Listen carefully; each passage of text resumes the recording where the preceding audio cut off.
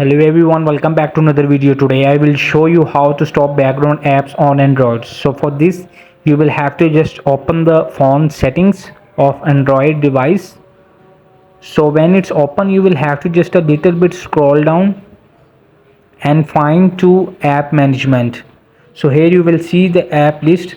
You will have to click it for the next procedure, and here is the all apps are available, so you can just open the randomly app.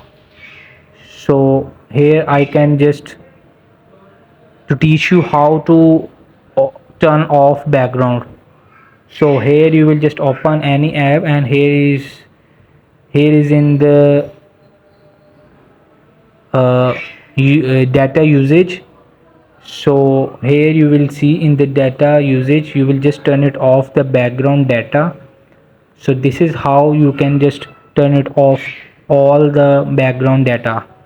Hope this video helped you. Please don't forget to like and subscribe and get notified for more videos.